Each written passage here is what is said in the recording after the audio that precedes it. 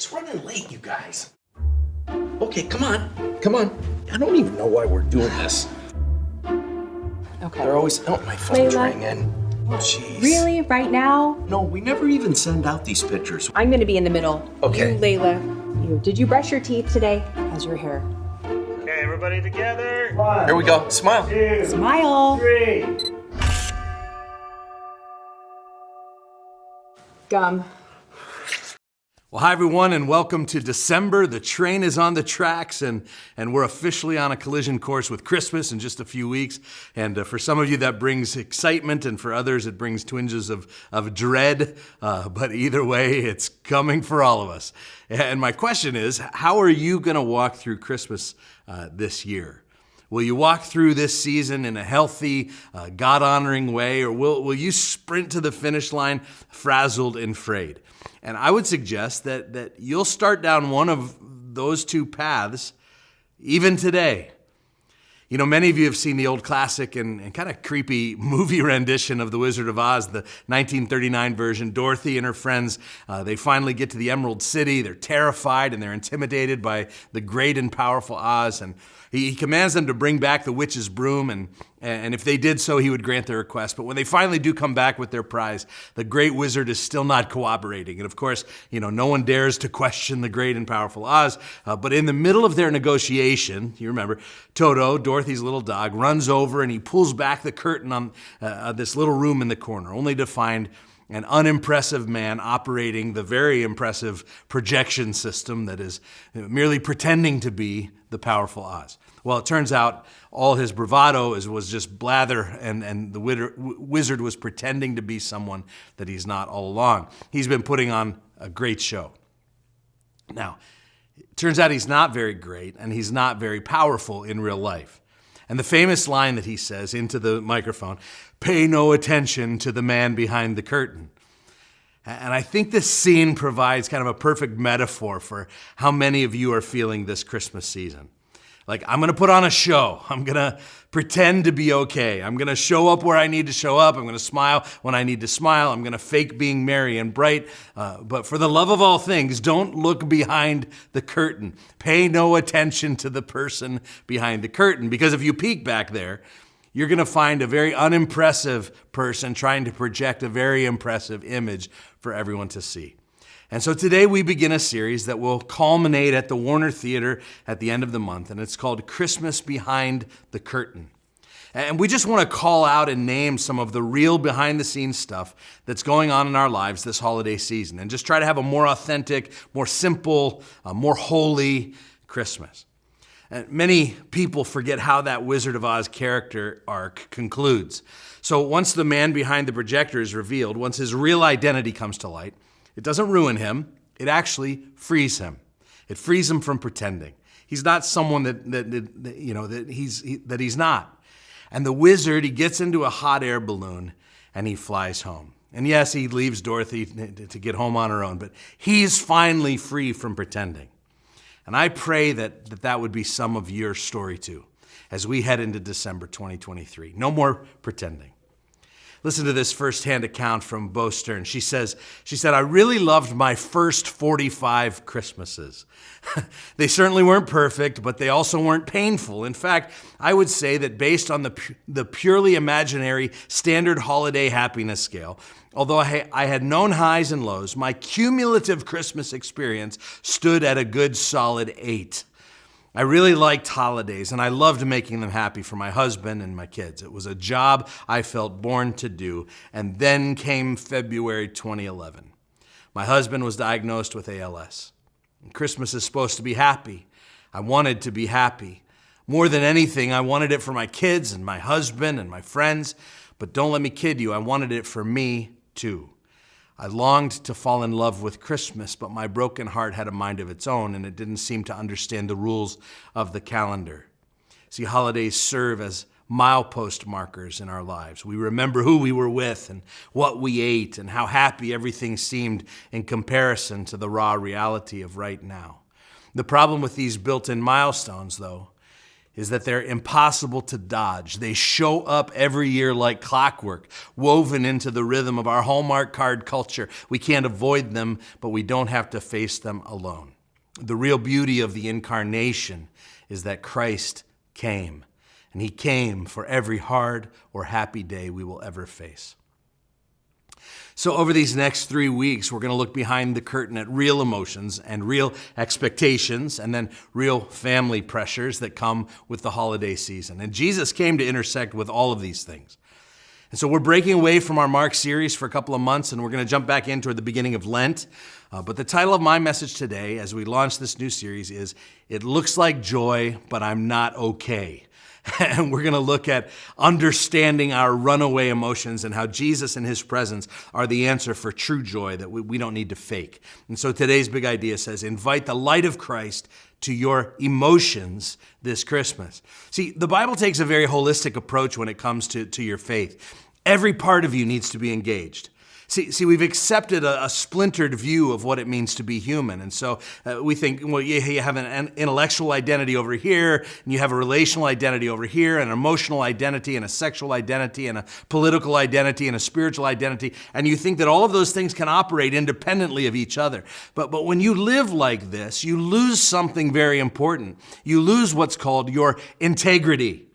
You know what integrity means? It's when your life is integrated and not fragmented like what I just described. Integrity means you're the same person in every arena. You have one cohesive identity that operates holistically under the lordship of Christ. Consider Jesus' words from Mark 12:30. He says, love the Lord with all your heart, soul, mind, and strength. It's a call for every inch of our lives to be sold out to God, surrendered to God. That includes, by the way, our emotions.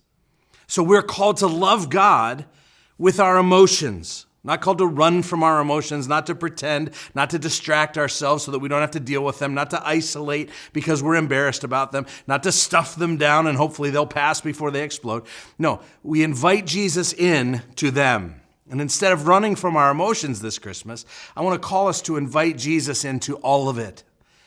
So let's just name some of those runaway emotions, shall we? These are the things that can get the best of us during the holiday season. The first one is insecurity. And boy, is this one on display at Christmas. Insecurity is an overall sense of anxiety about your worth, your abilities, your skills, and your value as a person. Insecurity expresses itself sometimes through isolation, but often in social settings, it can come out as bragging about yourself or making yourself the hero of every story, always turning the attention toward you even when someone else is talking.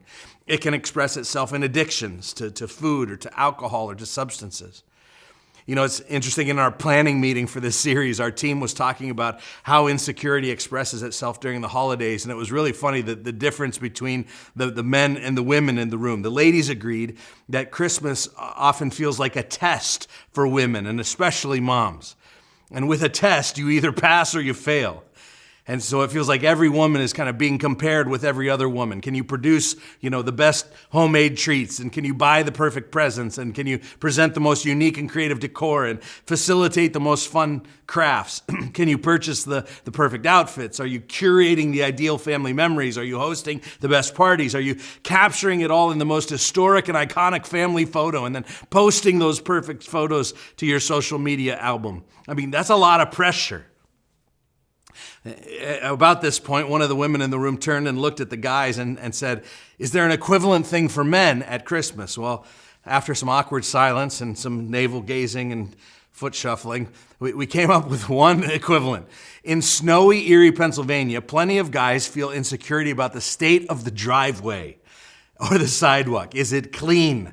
How much snow needs to fall before the other guys in the neighborhood start judging me for not shoveling or snow blowing?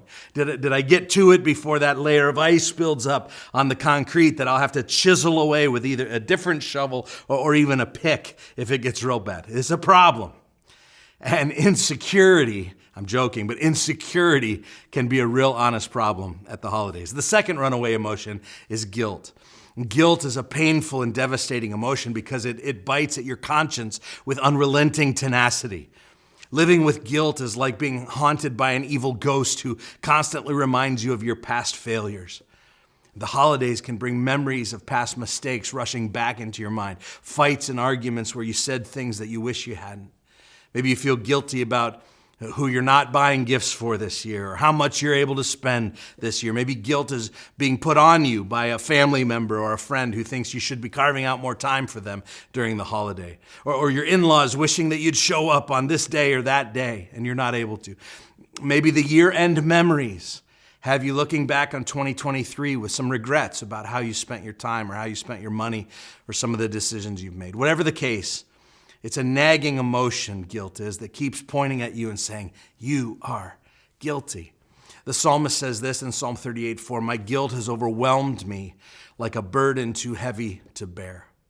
Well, how does guilt come out? Well, sometimes it causes us to be overly protective or overly controlling of circumstances or controlling even of our kids. Sometimes it causes us to scramble around in exhaustion and trying to act spiritual and to do enough good deeds to overcome the demons of our past. Sometimes we rationalize or blame others for things that we've done. It was my wife's fault or my parents' fault or my boss's fault. Or if only you knew what I went through, you would have done that thing too. Sometimes people with unresolved guilt, they just hide and hope that it all goes away. But guilt is one of those runaway emotions. The third is anger. Things can get really raw. There are so many pressures this time of year. Looking back, even for Kim and I, some of our harshest arguments over the years came around Christmas time.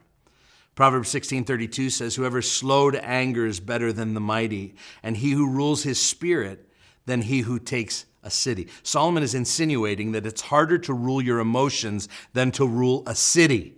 That's some real talk right there. So do you have an issue with anger? Let me just throw out a couple of diagnostic questions. Do minor irritations cause you to have a disproportionate response? Something spills at dinner, or your computer restarts in the middle of a project and you lose your ever-loving mind. Do you tend to be in conflict with others often, like you're always in the middle of some kind of dispute, or you're not on speaking terms with this person or that? Do you blame others for your outbursts? She made me angry, or he said such and such to me, and that just pushes all my buttons, or it's their fault I lost my temper. How about this one? Do you think that anybody driving slower than you on the road is an idiot, and anybody going faster than you is a maniac? Can a single social media post get your blood boiling instantly? Then maybe you have some runaway anger in your life. And anger has a way of hijacking everything else. Of all the emotions, anger has a way of taking control, and suddenly you're doing or saying things that later, when you're more calm, you look back on with lots of regret. What is anger? When you really stop and think about it, most anger finds its roots in feeling out of control, and then trying to reclaim control of people or of circumstances around you. In other words, you want things to always go your way, and if they don't go your way, you fly into a rage. Well, the fourth runaway emotion is sadness. Listen to the psalmist, Psalm 38:6-8. He says, I am bowed down and brought very low. All day long I go about mourning, and my back is filled with searing pain. There is no health in my body. I'm feeble and utterly crushed. I groan in anguish of heart. Some of you deal with constant feelings of sadness and discouragement that can cause negative circumstances to just overwhelm you and even debilitate your life, especially during the holidays. It's a time where, memories of better days can haunt you. Maybe you lost someone close and you have, tons of holiday memories together, or you're in a new season of life and you long for the way things used to be. The sadness can often descend into depression. In the book Lectures to My Students, the famous pastor and evangelist Charles Spurgeon wrote these words. He said, fits of depression come over most of us. Usually cheerful as we may be, we may at intervals be cast down. The strong are not always vigorous, the wise are not always ready, the brave are not always courageous, and the joyous are not always happy. There may be here and there men of iron, but surely the rust frets even these. It's so insightful. Even men and women who appear to be made of iron can battle rust when they're exposed to too many elements. So periods of intense sadness can bring warning signs like sudden weight loss or gain, or too much or too little sleep, or loss of interest in hobbies and things that you used to enjoy, or fatigue, difficulty concentrating or making decisions, irritability. But sadness can become debilitating when it turns into depression. Like, it feels like you're in a dark cave and you can't find your way out, almost paralyzed, too paralyzed to move. So what do we do with these runaway emotions? How do we love God with heart and soul and mind and strength? How do we love him with the inside stuff? Well, I want to remind you that feelings are a gift from God. Emotions are not bad or evil. They serve a very godly purpose. They can be the source of tremendous healing and spiritual growth. Our emotions can act like gauges on our car dashboard that give us a glimpse at what's going on under the hood. And so we should be very grateful for emotions. The counselor that I've been working with tells me often that emotions are the messengers of our deepest values. These messengers are sent to deliver messages to our conscious mind and our too busy lives, that there's something going on that needs our attention. So how do we bring the light of Christ into our emotions this Christmas? I don't want to be overly simplistic here, but did you know that in the midst of it all, we can still embody joy at the deepest level? You know, we hear about the joy of the season and we sing about joy to the world, but can joy really break through our brokenness? What's the answer? Well, I want to take you to an amazing prophetic Christmas passage. It's in the Old Testament in Isaiah chapter 9. It's a reminder that in a season of runaway emotions, the light of Christ isn't for those who have it all together. In fact, Christmas is for the weary. In the words of Sam Alberry, listen to this quote. He says, "Things that make life hard often feel worse at Christmas time. Culturally, we have turned Christmas into a matter of performance. There's a cultural pressure to have life at its Instagrammable best. Impressive-looking homes, delicious-looking food, precocious-looking children. Meanwhile, strained relationships, bereavement, financial difficulties, and uncertainties can feel all the more pronounced. A season of presumed celebration makes the hardships even more apparent." So Isaiah 9 is for us. That's our text today. Let's look at Isaiah chapter 9. And we'll see right away who Isaiah is writing to. So, some think Christmas is for children. Some think Christmas is for the sentimental.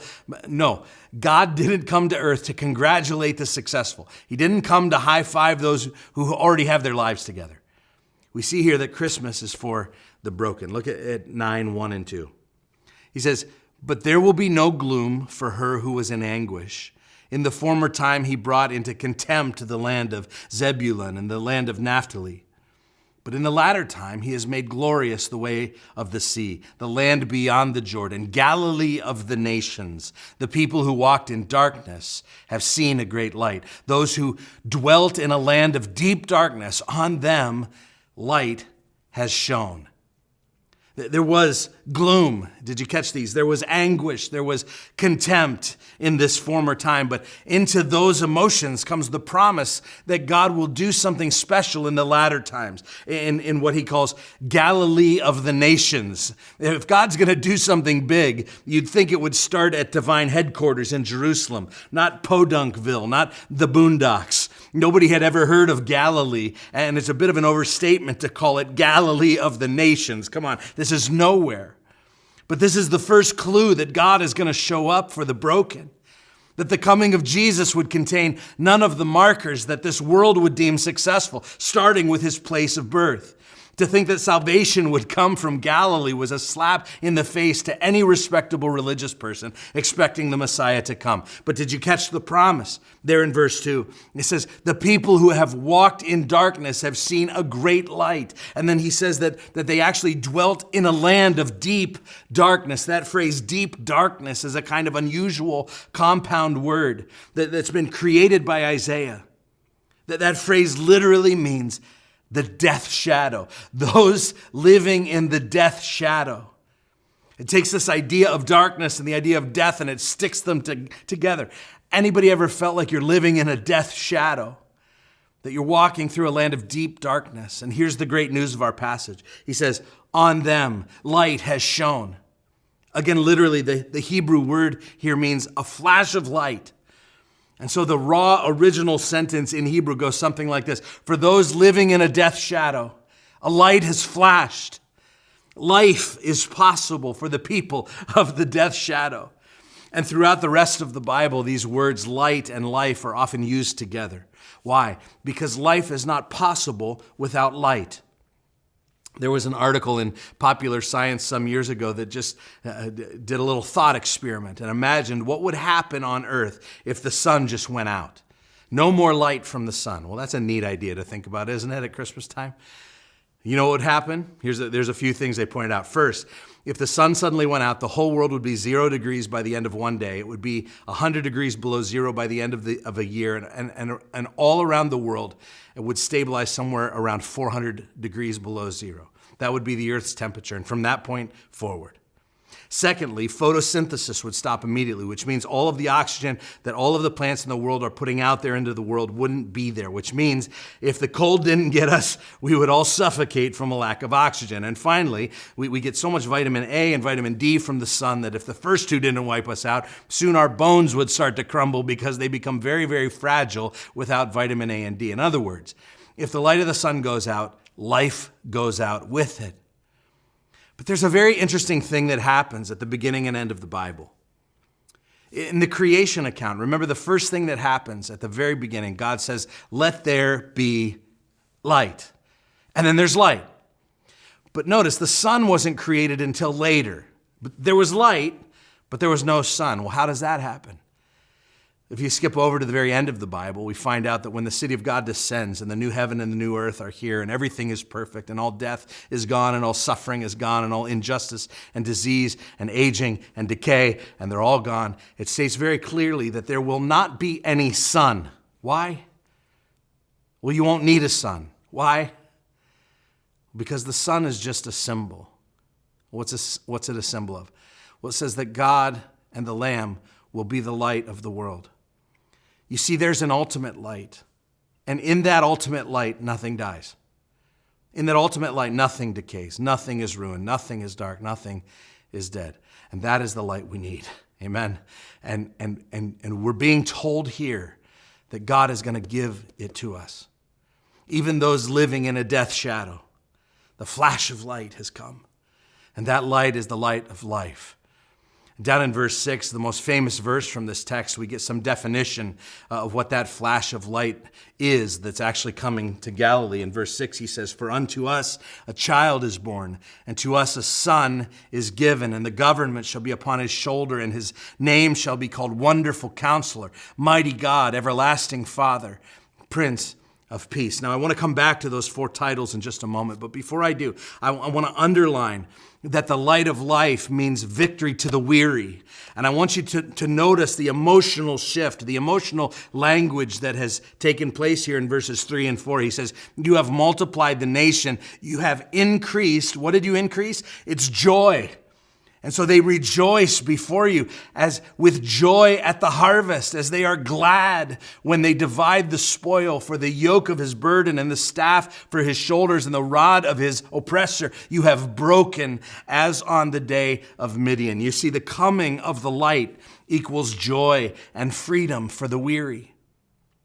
Notice all the mentions of joy and rejoicing and gladness. You see, with the birth of this Savior, this baby, comes true, deep, abiding gladness and joy. Not a nice face that you need to put on at the office Christmas party. Not a fake smile that you need to flash at the white elephant gift exchange. He's talking about true and lasting and foundational and inner joy. And by the way, it's a joy that's possible even when you're not okay. True joy is different than external happiness. We experience happiness when our circumstances are pleasant and we're relatively free from troubles. But James would say things like, well, I want you to count it all joy when you fall into various trials. He's saying that you can have joy even during hardship because true joy comes with a right standing with God, not from our external circumstances. It's a deep inner contentment that endures any external circumstances because Christ is our light and he's our rock and he's our redeemer. He said, it's joy like the people felt when the oppressors were defeated in the day of Midian. If you know your Bible a little bit, this was a great victory in the book of Judges. You may remember the hero of the story, the victor, was this insecure leader warrior named Gideon, who had success in battle with only 300 men that God had him keep whittling down and whittling down. The army was so small and so obscure that the only explanation for victory was the power of God. And it's a clue that the victory that Isaiah is foretelling here in chapter 9 will be similarly unusual and unlikely. It will come from the tiny Galilee of the nations, and it will come in the form of a lowly baby. It will come in the form of a servant ministry. And with him, with Jesus, the light of the world, will be the final end of all conflict. We all need this victory, not just because of the war-torn nature of our world, but because of this deeper conflict, because of this oppression under which all of us labor as descendants of Adam. As Jesus said, everyone who practices sin is a slave to sin. See, all other conflicts, all other oppressions derive ultimately from this one, our captivity to sin. And God will end it. And he will end it in the most unlikely way. Unto us, a child is born. This is the flash of light that will defeat the death shadow. More critical to life than even the sun, a child is born. And this child is given 4 titles that bring true joy. I want to just walk you through them very quickly. He's called Wonderful Counselor. You see, with this title, Wonderful Counselor, comes the promise that the wisdom and the guidance and the teaching of Jesus will be breathtaking. Like if you've ever done counseling with somebody who's really good at counseling, it's like they're drawing out the deepest truths about you and about the world around you all the time. Well, Jesus' counsel, it says here, is truly wonderful. Those who heard him in person said that they'd never heard anyone else like him. So can I encourage you to do this? Can I encourage you to make an appointment with the Wonderful Counselor to identify your runaway emotions this Christmas? You'll never get better insight from anyone else. The second title is this, Mighty God. And with this title is the reminder that there is no better response to Jesus than to worship him. He's the mighty God. John Stott once said that if you look and you see people who actually talked to Jesus during his life and they heard his actual claims, there were only 3 possible ways to respond to him. You either hated him, tried to kill him for claiming to be God, you were scared to death of his lunacy, and you ran as far away as you possibly could from him, or you fell down and worshiped him, and you gave him every single part of your life. You hated him, you feared him, or you worshiped him. Those were the options. And if you're one of the worshipers, like it meant that you embraced him. It means that you embrace him, that you give him your highest allegiance, that you say, you are the reason that I'm going to get up every day, just to live for you. But nobody, listen, nobody just liked him. Nobody just thought, well, he's inspiring. I like that Jesus guy. I try to learn a little bit from him when I can. A lot of people try to do that today. Jesus didn't leave that option open. You can't just admire him. You can't just like him. So let me challenge you to find time to immerse yourself in the mightiness of God this Christmas, the mighty God. Then he's called the Everlasting Father. We sing that song sometimes here, you're a good, good father. And I realize that some of you didn't have a good, good father. And thinking of God as your father doesn't do much for you. But he's a good Father. He's the perfect role model. He's the perfect guide. He gives the best advice. He cares for the helpless and he strengthens the weak. He will never grow tired of caring for you and giving you good gifts. And so let me just challenge you and challenge you this way. Stay connected to Jesus and to your spiritual family this Christmas. Jesus, as our good Father, reminds us that we have a spiritual family. It's easy to forget that because we get so busy and we back burner our faith and we skip out on spiritual opportunities. But stay connected to your everlasting Father and to your spiritual family. One of the most straightforward, easy ways to do that is, can I just invite you to come back for this whole sermon series this month? Like, make it a priority on your calendar. If you're new here, just say, I'm going to make sure that for at least, an hour per week over the next 3 weeks, I'm going to prioritize my soul and my spiritual family by showing up at church. Finally, the fourth title is this, the Prince of Peace. This baby will grow up to provide true and eternal peace between us and our God, a peace so potent that it will work its way into all relationships and eventually across all creation. At the end of his life, Jesus told his followers, he said, peace I leave with you, my peace I give to you. Not as the world gives, do I give to you. So let not your hearts be troubled, neither let them be afraid. How many of you know our world desperately needs peace this Christmas. And not just, listen, not just the world over there, but the world right here.